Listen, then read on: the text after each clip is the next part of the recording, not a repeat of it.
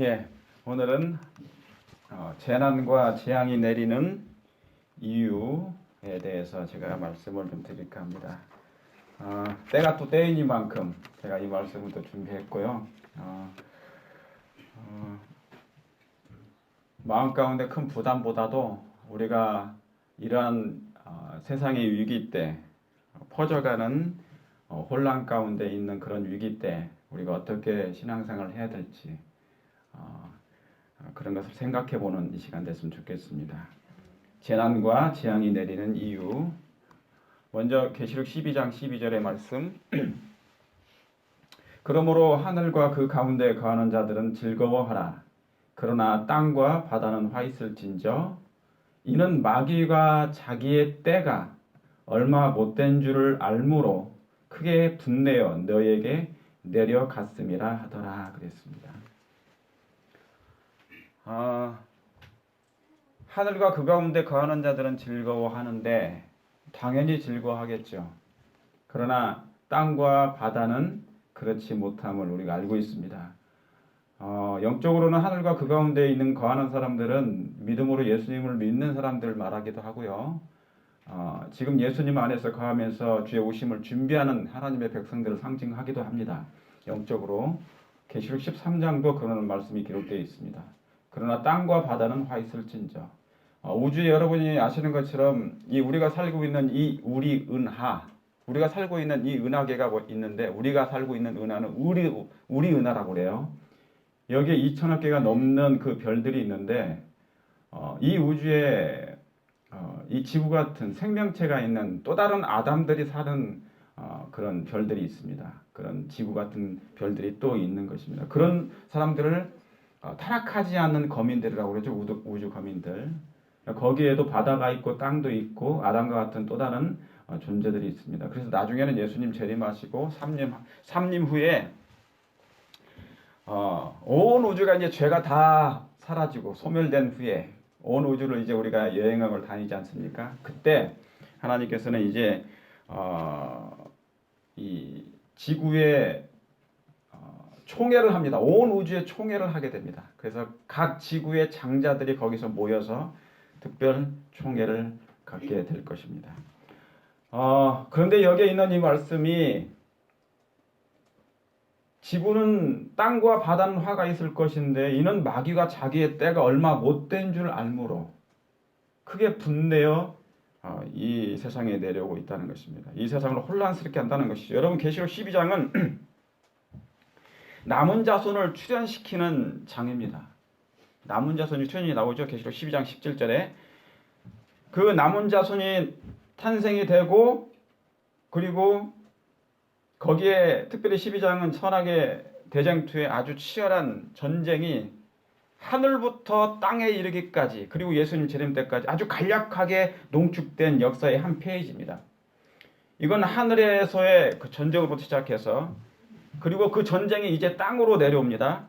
옮겨지고 그리고 스릴 넘치는 정말 아주 스펙타클한 스타워즈 그런 전쟁이 진행되고 있습니다. 제가 이 그림처럼 아마 계시록 12장은 선악의 대쟁투의 성경 전체를 요약한 것입니다. 이렇게 선악의 대쟁투가 진행되고 있습니다. 천사의 3분의 1이 하늘에서 쫓겨났고 이 지상에 내려와서 그 전쟁이 지금도 진행되고 있는 것입니다. 창세기 3장에 뱀이 아담을 유혹하고 예수님의 탄생과 죽음과 그리고 승천하신 장면이 계시록 12장에 아주 짧게 요약되어 있습니다. 그리고 교회에 대한 그 옛뱀 마귀라고도 하고 사단이라고 하는 이 사단이 루스벨이 타락한 사단이 하나님의 남은 교회를 핍박하고 박해하고 있는 그 사단의 마지막 공격이 나오는데요. 그가 뭐예요? 때가 얼마 못된 줄 알므로 이 지구에 내려와서 원래 그때로부터 내려왔지만 하나님의 교회에 핍박하는 얘기가 나옵니다. 그래서 하나님께서 또 뭐예요? 하나님의 백성들을 그대로 놔두지 아니하시고 어떻게 합니까? 피난처를 제공하시는 곳이에요. 그것이 어디입니까? 이 미국이라는 이 땅, 이 신대륙을 발견해서 하나님께서 이곳에 하나님의 백성들, 핍박받는 백성들을 구대륙에서 신대륙인 이 미국으로 옮겨 오신 장면, 그런 예언이 계시록 12장에 다 기록되어 있습니다. 그래서 놀라운 것이죠. 근데 특히 예언은 그러니까 그 결과 남은 자손은 우연히 탄생한 게 결코 아니라는 것이죠. 예. 여기 이렇게 보시면 현재까지 성취되리라고 예언된 모든 예언은 역사의 페이지에서 찾아볼 수 있으므로 그렇습니까? 예, 과거의 모든 예언이 성취가 됐는데 그것을 어디서 볼 수 있다고요? 막연하게 그냥 느낌으로 아니죠. 역사의 페이지에 다 찾아볼 수 있으므로 아직 오지 않은 모든 것도 그 순서대로 성취되리라는 것을 우리는 확신할 수 있다 그랬습니다. 그러니까 과거에 그리스도인들은 과거를 돌아보고 현재를 직시하며 미래를 내다보는 영적인 안목이 있어야 됩니다. 하나님께서 그 영적인 안목을 성경과 예언의신과 성령의 지도를 통하여 우리에게 알려주셨고요. 그러니까 과거의 모든 성취된 예언은 다 이미 역사의 페이지에 기록되어 있습니다. 우리 서 집사님이 중국을 안 가셨는데 중국 역사에 대해서 얼마나 빠삭한 줄 아십니까? 한국을 이 한문을 쫙 쓰시면 그냥 날아다니는 그 실체 쫙. 근데 보니까 제가 나중에 알게 되니까 역사 그걸 공부하신 거예요. 그죠? 역사를 쫙, 그러니까 부인을 못 하셔. 그죠? 옆에 부인이 계시지만 부인을 못 하셔. 그래서 과거 역사가 나오니까 그 역사의 페이지만 봐도 이미 과거에 예언된 모든 것이 성취된 걸 다 알고 있는 것이에요. 그리고 미래에 대한 것도 뭡니까? 순서대로 분명히 뭐 할 것이다? 성취될 것이라는 것. 여러분 이 예언은 제가 설교하지 않는다고 해서 이 예언이 취소되는 것이 아닙니다. 제가 이 말씀을 전해드리는 것은 혹 여러분들이 시간이 없으셔서 시간이 없어 성경과 예언의신을 다 읽지 못하신 분들을 위해서 제가 개인적으로 연구하고 또 대신 전해드리는 것이니까 이 말씀을 잘 들으시고 하나님의 말씀에 제가 증거하는 이 말씀이 하나님의 말씀과 일치되시거든. 그리고 앞으로 그것이 성취되거든. 이것이 하나님의 말씀이심을 믿고 준비하시길 되길 간절히 바랍니다. 데살로니가전서 5장 3절에 거짓 선지자, 거짓 목사에 대해서 나오는데 저희가 평안하다 안전하다 할 그때 잉태된 여자에게 해사는 고통이 이름과 같이 멸망이 홀연히 저에게 이르리니 결단코 피하지 못하리라. 여기 뭐가 나옵니까? 지금 시대가 평안한 시대입니까? 아니면은 혼란한 시대입니까? 혼란한 시대예요. 누구나가 하나님 믿지 않는 사람도 혼란 중에 빠져 있습니다. 그러니까 혼란한 세상인데 평안하지 않는데 평안한 기별을 전하거나 안전하다는 기별을 전하면 그 사람은 뭐예요? 그런 목사는 정직한 목사입니까? 정직하지 못한 목사입니까? 정직하지 못한 거예요. 그러니까 그런 뭐냐면 하나님께 나중에 혼나게 돼 있어요. 그런 목회자들은, 그런 거짓 선지자들은. 그래서 평안하다 안전하다 할 때 뭐가 온다는 거예요? 멸망이 올 수 있으니 조심하라는 거예요. 그러므로 저는 이 사실 그대로 증거할 수밖에 없는 것이죠. 여러분 지금 세상은 혼돈, 말 그대로 혼돈 그 자체예요. 땅이 창세기 1장 2절에 땅이 공허하고 그 다음에 뭡니까? 혼돈하고 흑암의 깊음에 있게 될 것이에요. 그 다음에 신이 임하십니다. 항상 순서가 그렇습니다. 제가 요즘에 금요일날 성경 공부를 하는데 어둠이 온 다음에 나중에 빛이 오지 먼저 빛이 온 다음에 어둠이 임하지 않아요. 그러므로 이제 앞으로 갈수록 이러한 혼란은 이제 증가하게 될 것입니다. 그러므로 평안하지 않는데 제가 평안한 기별을 증거하면 제가 거짓 선지자가 될 수 있으니 어떻게 됩니까? 저는 그 일을 할 수가 없는 것이죠. 여기 예레미야 28장 8절 9절에 너는 이제 내가 내 귀와 모든 백성의 귀에 이르는 이 말을 들으라. 나와 너 이전 선지자들이 자고로 여러 나라와 큰 국가들에 대하여 전쟁과 재앙과 연병을 예언하였느니라. 평화를 예언하는 선지자는 그 예언자의 말이 뭐한 후에요? 응한 후에야 그는 진실로 여호와의 보내신 선지자로 알게 되리라 그랬어요. 여러분 마지막 때는 뭐냐면은 선한 목자 참 목자도 있지만 참 목사들도 있지만 거짓 교사들도 많이 탄생합니다. 나타납니다. 드러납니다. 그러나 죄악이 관영할수록 죄악이 많아질수록 편만해질수록 뭐가 많아질까요? 죄가 많아진다 그러면은 뭐도 함께 많아지는 거예요. 거짓 선지자도 많아지는 거예요. 거짓 목사도 많아지는 거예요. 왜냐하면 만약에 선이 많으면 당연히 뭐가 많다는 겁니까? 선한 사람이 많고 선한 기별을 증거하는 사람이 많다는 얘기죠.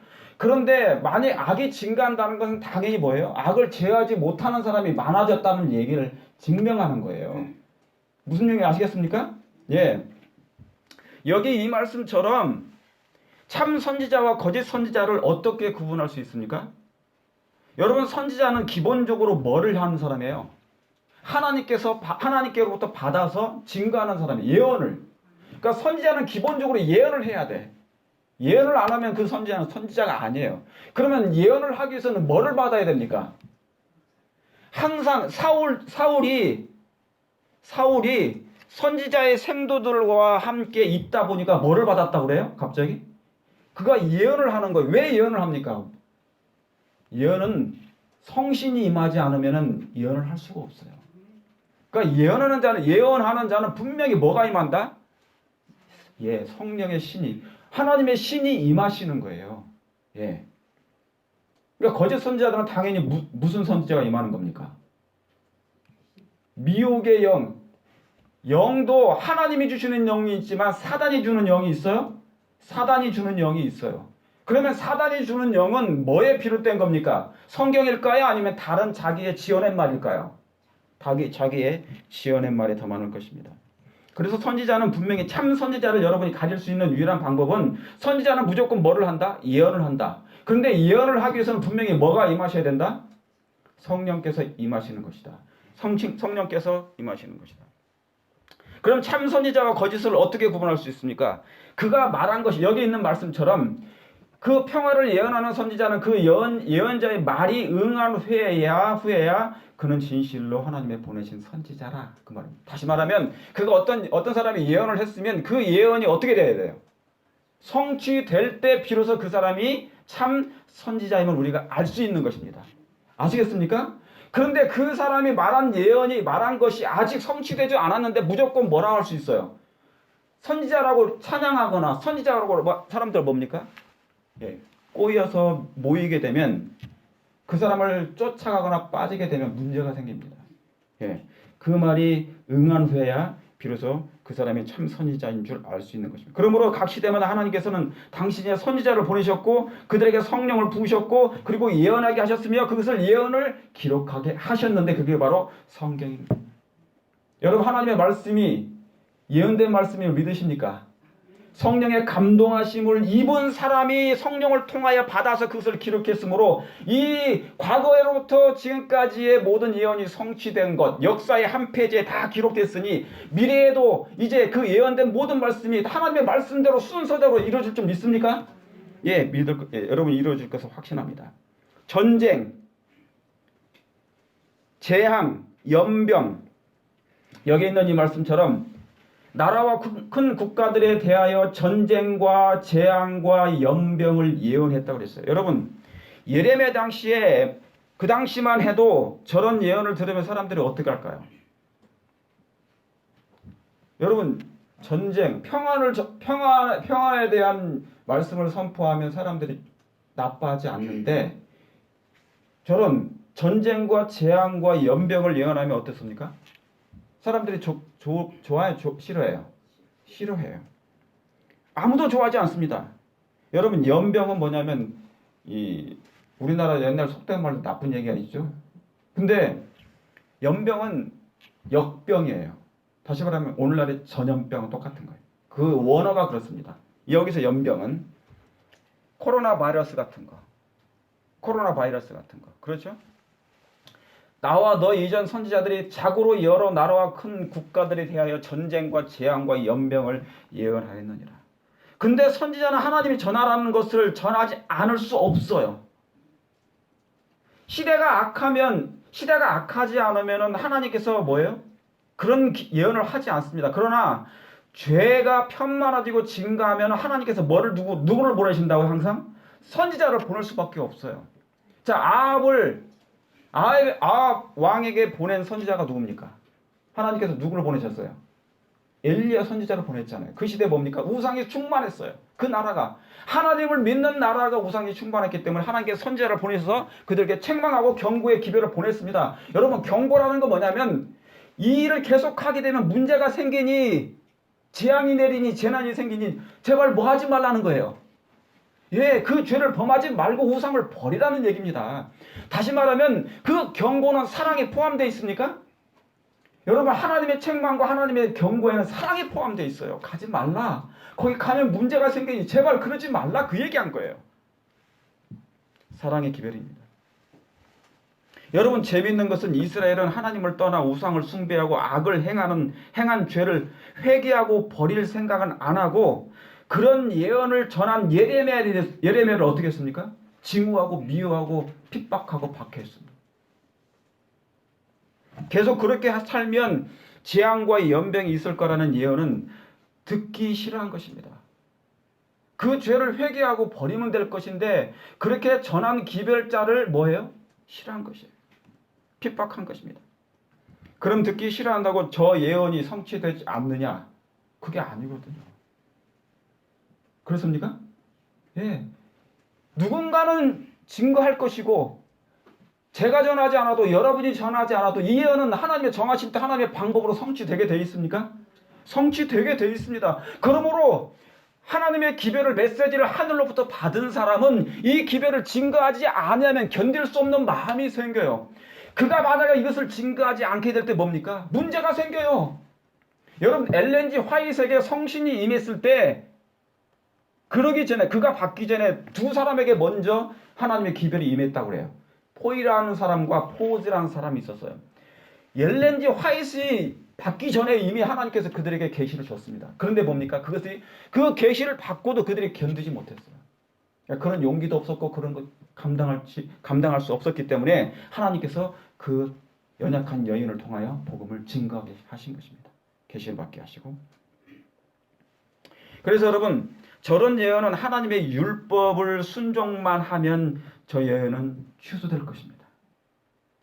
만약에 이 세상에 있는 모든 재앙과 어려움들이 하나님께 다시 돌아가고 회개하고 하나님의 모든 말씀에 순종만 하기만 한다면 그 모든 것이 다 뭐 어떻게 된다고요? 그 재앙을 뜻을 돌이켜요. 그게 하나님의 마음이에요. 그러나 선악과를 먹으면 보호의 방벽이 무너졌으니 재앙이 내릴 수밖에 없는 형편에 있는 것입니다.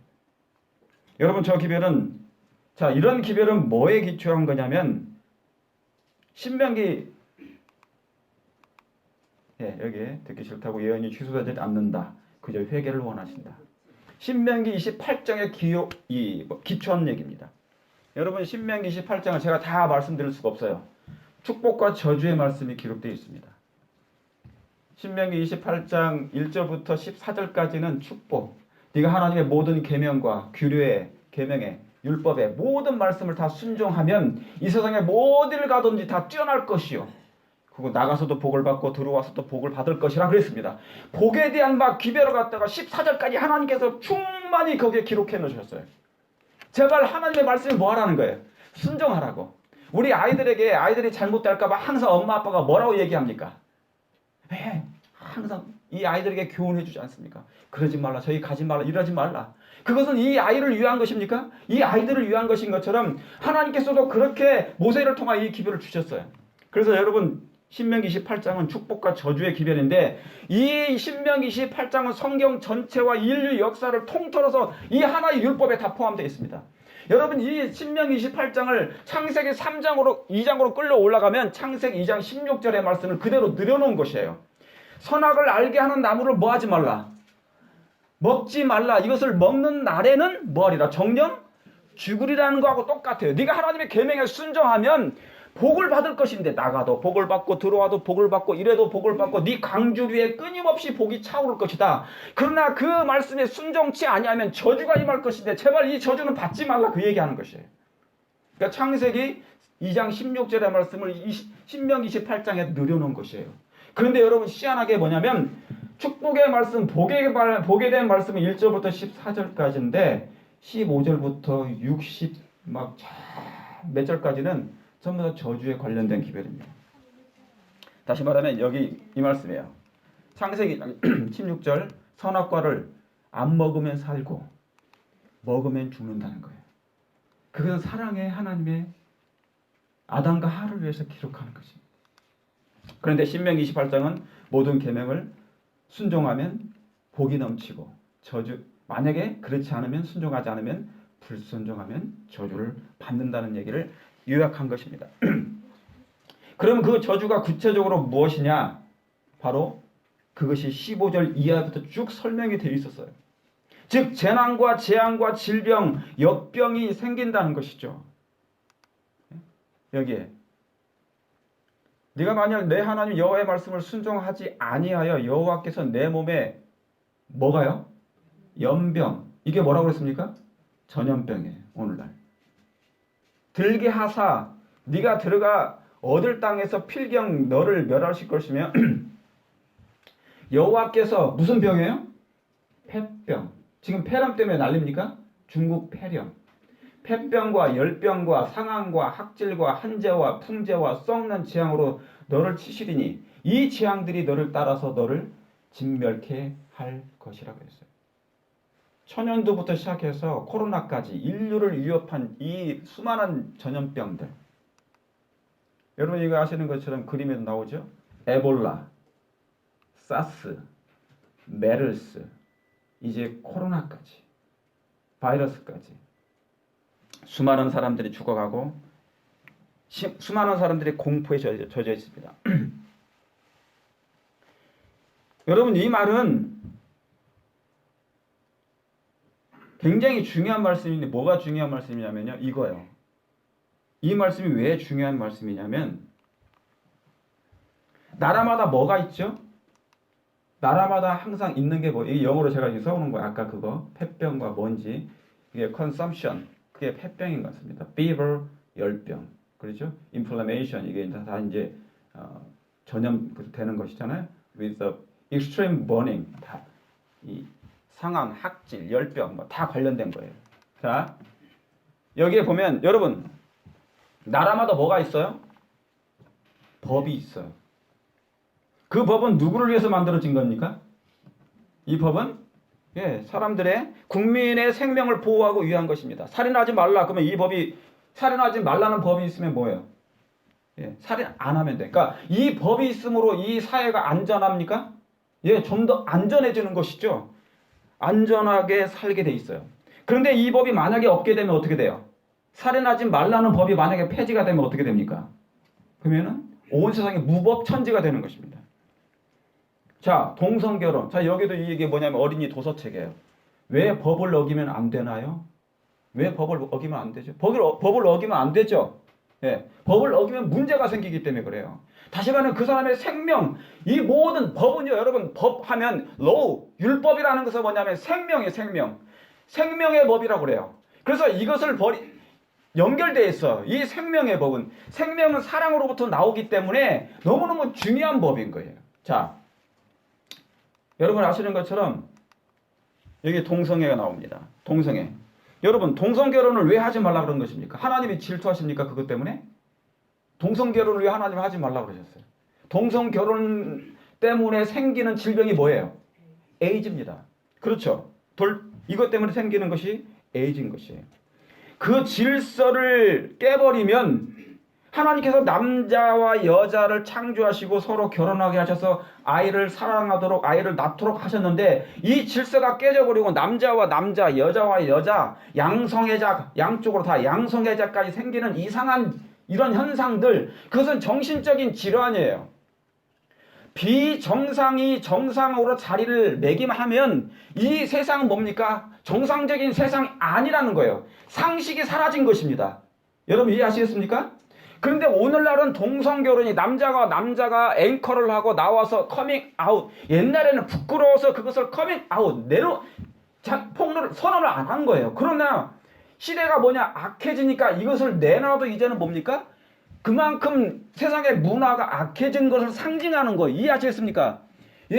그러니까 얼마나 무서운 일이에요. 이만큼 이것을 인정할 만큼 이것을 억셉할 만큼 받아들일 만큼 그만큼 세상의 죄악이 악해졌다는 거예요. 별것 아닌 게 아닌 것이었죠.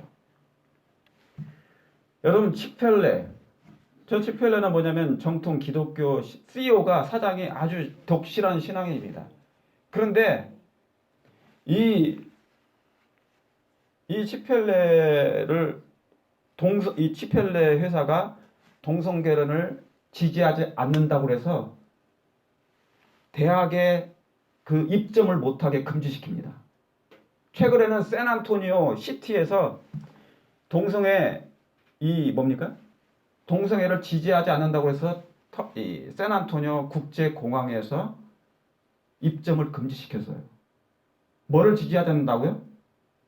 동성애를 지지하지 않으면 그 어떤 것도 이 가게를 여기서 오픈하지 못해, 그 얘기입니다. 금지를 시키는 것입니다. 여러분, 이게 정상적인 겁니까? 비정상이에요. 선이 악으로 바뀌는 상태, 정상이 비정상으로 바뀌는 상태. 그러면 노아 상태는 어떤 상태느냐? 노아 상태에 왜 멸망할 수밖에 없느냐? 거기에 전부 다 비정상만 살아있었어요. 8명만 정상이었어요. 대부분의 사람들이 비정상이었어요. 그러면 소돔과 고모라는 어떤 상태냐? 마찬가지예요.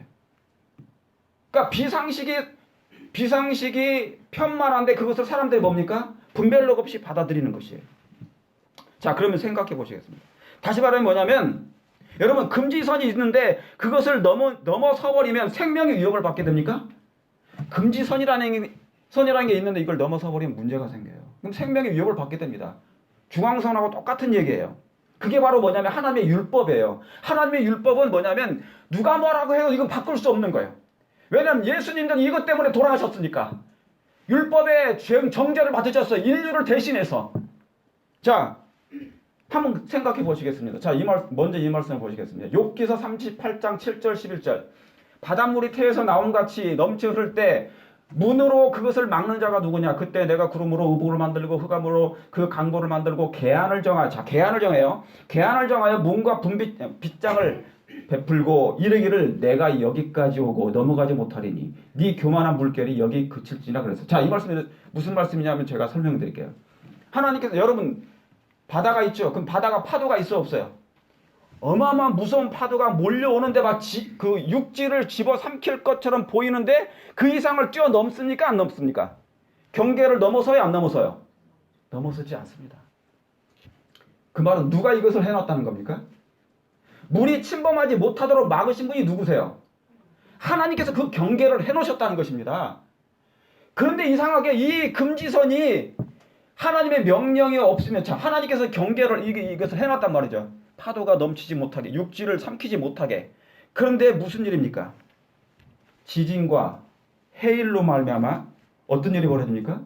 지진이 나거나 해일로 쓰나미로 말미암아 그 경계선이 무너져 버립니다. 여러분, 그래서 재난과 재앙으로 이어지는데, 그럼 왜 이런 일이 생길까요? 지구의 인간이 지구의 인간이 법과 질서를 뭐하기 때문에, 무시함으로 말미암아 하나님도 보호할 수 없게 되는 형편에 이른 거예요. 자, 하나님은 강제하지 않습니다. 그러나 하나님은 강제하지 않으시되 네가 선악을 알게 하는 나무를 먹지 말고 가지 말라 하시는 거예요. 경계를 해놓으셨어요. 그런데 만약에 사람에게 하나님께서 로봇으로 만들어 놓지 않으시고 자유의지를 주셨기 때문에 이 율법은 놓으시되 거기 가지 마. 그러면 큰일 나. 가면 큰일 나게 돼. 그런 경계를 해놓으셨는데 사람이 자유의지로 말미암아 이 경계를 허물어버리고 넘어가게 되면 하나님께서 뭐 하시겠어요? 막을 수가 없어요. 막지 않으십니다. 이해하시겠습니까? 자, 쓰나미가 생겨서 그 옛날 일본에 그런 일이 생겨가지고 사람들이 많이 죽게 되죠. 그 경계선을 넘는 거예요. 자, 죄의 싹은 뭐예요? 사망. 그러니까 죄의 값은, 죄를 범하게 되면 분명히 사망에 이를 것이니 뭐 하지 말라는 얘기입니까? 그 얘기가 죄를 범하지 말라, 선을 넘지 말라는 얘기예요. 중앙선을 침범하면 아무도 생명을 보존 못해준다는 것이죠. 여러분, 순종하면 생명이지만 불순종하면 분명히 뭐가 온다는 겁니까? 파멸에 이를 수밖에 없다는 거예요. 그 이해하셨습니까? 하와가 하나님의 말씀의 경고가 있는데도 불구하고 고집부리고 그곳으로 가게 되면 하나님은 막지 않으십니다. 막을 수가 없어요. 중앙선 침범하면 당연히 뭐예요? 그 사람을 막을 수가 없어요. 달려가서 그 사람을 막을 수가 없어요. 일본 지진, 쓰나미도 마찬가지입니다. 자, 여러분 로마서 1장 25절 28절에 이와 같이 남자들도 순리대로 여인 쓰기를 버리고, 이상한 일이죠. 남자들이 여인 쓰기를 버리고 서로 향하여 음욕을 부릴 듯하며 남자가 남자로 더불어 부끄러운 일을 행하며, 또한 저희가 마음에 하나님 두기를 뭐하며? 싫어해요. 하나님 두기를 싫어하며 하나님께서 저희를 그 상실한 마음대로 내버려 두시는 거예요. 자, 하나님은 사랑의 하나님이시고 하나님은 보호하시는 분이고 이 영혼이 구원받기를 원해요. 그런데 이 영혼이 하나님의 사랑의 울타리에 있기를 원치 않으면, 마음 두기를 싫어하면 하나님께서 이 사람을 간섭을 못해요. 왜냐하면 하나님께서 뭐를 주셨다고요? 자유의지를 주셨기 때문에 간섭을 못해요. 그러면 뭐냐면 하나님께서 멀리서 옆에 떨어져 있는 거예요. 하나님 마음은 되게 슬퍼하시나 이들이 끝까지 고집스럽게 자기 길을 가게 될 때 하나님께서 막지 않으셔요. 그럼 뭡니까? 그 경계가 허물어짐으로 이제 사단이 들어오겠습니까? 쓰나미가 들어오고 폭풍이 들어와서 그 뭡니까? 그 집안을 다 족토화시키는 거, 파괴를 하는 거예요. 이것이 바로 하나님께서 막지 아니하시는 이유인 것입니다. 이 말씀이 얼마나 슬픈 단어인가요? 하나님이 더 이상 개입도 하지 않으시고 간섭도 하지 않을 만큼 그 사람을, 자기의 영혼을, 그 영혼을 그렇게 그 지경까지 내버려 뒀다는 것은 엄청난 일인 것입니다. 하나님은 사랑이 조금만이라도 그 영혼의 마음 가운데 비치기만 한다면 예수님이 달려가셔서 그 영혼을 구원하시려고 하는 그런 마음이 있는데, 만약에 그 자체가 없다면 저희가 마음에 하나님 두기를 싫어하네. 이 상태가 노아 상태였어요. 단 한 사람도 없었기 때문에, 그 8가족 빼고는. 그렇게 무궁한 사랑을 소유하신 분이 저희 마음대로 내버려 줄 정도가 된다면 얼마나 그 죄악이 관영했으면, 심각했으면 그랬겠습니까? 끝까지 고집 부리고 그 길을 가면 하나님도 어쩔 수 없는 것입니다. 그래서 예수님께서 감람산에서 우셨어요. 슬픔의 사람 예수요. 청년 예수 30살밖에 안 되셨던 그 당시 그 청년 예수가 엄청난 통곡의 눈물을 흘렸습니다. 여러분, 여기 마태복음 21장 33절, 욥기 1장 10절에 다시 한 비유를 들으라. 한 집 주인이 포도원을 만들고 뭐를요? 산울을 두르고 주께서 그와 그 집과 모든 소유물을 뭘로요? 산울로 두르심이 아니니까. 자, 성수에 여러분 아시는 것처럼 이 세마포가 있습니다. 가장자리 세마포. 만약에 저게 허물어지면 뭐가 들을 수 있어요? 예? 저게 그리스도의 의를 상징합니다. 하나님께서 우리에게 가죽옷을 입히고 그리스도의 의의 옷을 입힌 거예요. 흰 세마포를 상징하는 거예요. 품성과 행실을 상징하는 것입니다. 전부 다 예수님과 다 관련된 것이에요. 그러나 한면으로 또 보게 될 때 이 뭐예요? 왜 이 성소 안에 이것을 다 칩니까? 저걸 산울로 두르신 거. 하나님께서 우리를 산울로 보호하시는 거예요. 지금 우리의 눈에는 보이지 않지만 각인을 하나님께서 산울로 두르고 계십니까? 각인을 울타리를 쳐서 보호하시고 지키시는 하나님이심을 여러분 믿으십니까? 그런데 이 울타리를 나의 의지로 박차고 발로 차버리면 어떻게 돼요? 그러면 그것이 뭡니까? 허물어지게 되면, 구멍이 생기게 되면 거기에 누가 들어온단 말입니까? 예. 안전해. 여러분, 저 울타리만 벗어나지 않는다면, 산울만 벗어나지 않는다면 안전합니다. 저 울타리가 뭔데요? 하나님의 율법이에요. 하나님의 율법에 생명의 생명법, 생명의 법, 그리스도의 의의 옷이 다 뭐예요? 하나님의 계명과 관련되어 있단 말이에요.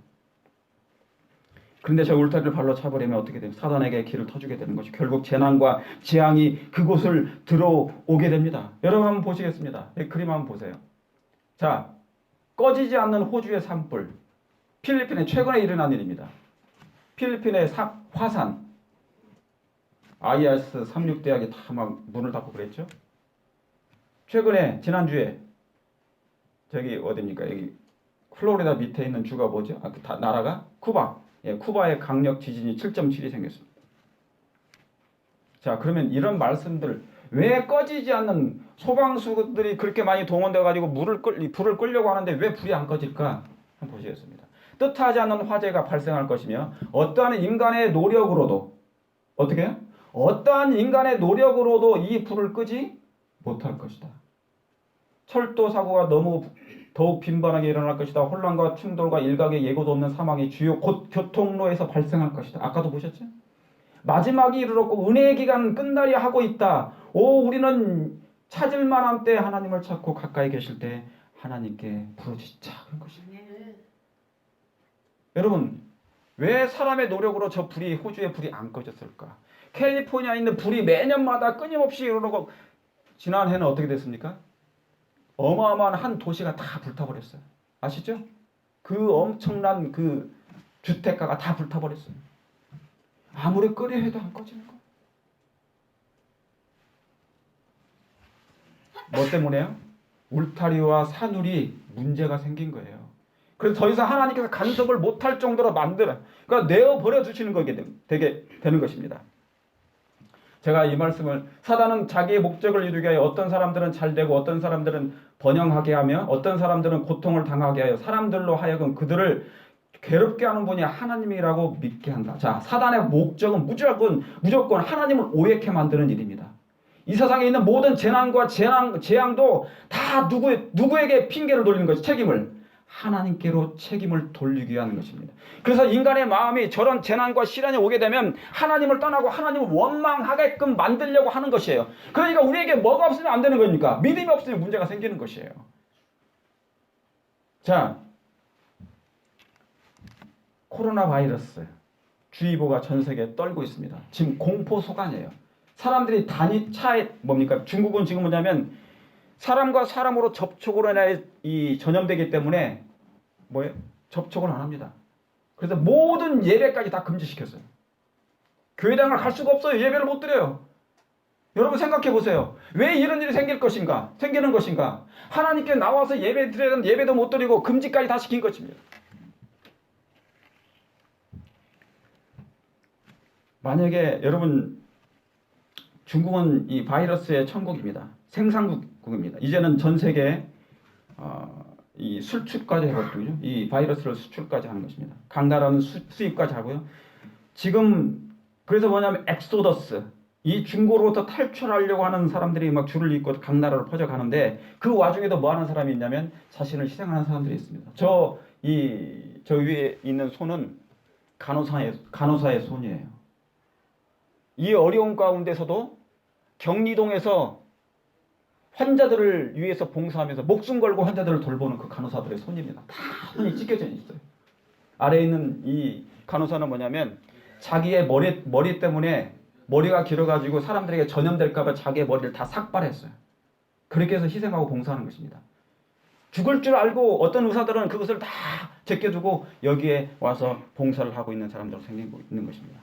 그럼 자, 더 끝났습니다. 죄송합니다. 제가 오늘 조금 하고 이제 마치겠습니다. 그럼 이런 재난의 급증의 원인이 무엇일까요? 먼저 여기 비상사태 선포했죠? 이 코로나 바이러스가 이게 변종 바이러스입니다. 여러분 다 아시는 것처럼 거의 중국이 다 이게 다 퍼져 있대요.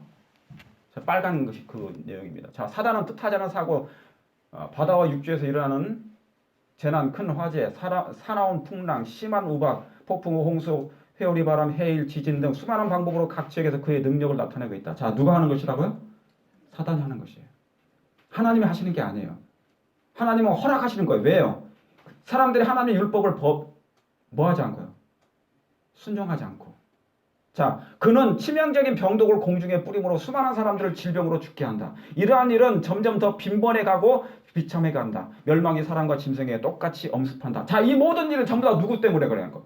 사단이 하는 일인데 하나님께서 막지 못하시는 형편 가운데 놔둔 것입니다. 왜요? 울타리를 사람들이 뭡니까?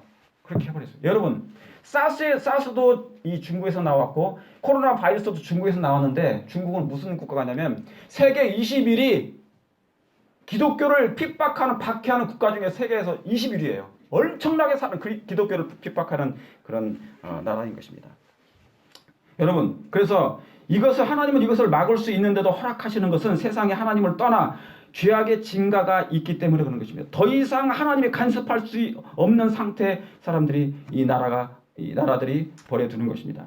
여러분, 이 말은 성령이 지상에서 거두어지고 있다는 하나의 증거인 것입니다. 자, 첫째 원인은 무엇일까?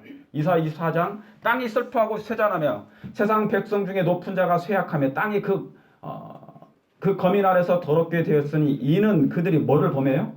율법을 범하며 율례를 어기며 영원한 언약을 파하였기 때문에 이런 일들이 생긴다는 거예요. 이해하시겠습니까? 하나님의 계명은 우리의 산울이고 울타리고 생명을 보호하는 금지선입니다. 이것은 우리를 보호하시는 사랑의 하나님의 기별인 것이에요. 그러나 이것을 범하게 되면 이것은 저절로 폐렴이 올 것이고 다 모든 질병이 다 올 수도 있는 것입니다. 그 어떤 것도 마지막 때는 내릴 수 있는 것입니다. 그러므로 여러분 우리가 어떻게 할 필요가 있습니까? 재림교회가 지금 할 일이 있어요. 이 지금 정말 전 세계에서 이 코로나 바이러스를 막으려고 애를 쓰는데 죄를 이렇게 막으려고 애썼다면 이 세상이 이렇게 되지 않았을 것입니다. 그러나 죄는 이렇게 퍼지도록 막지 않아요.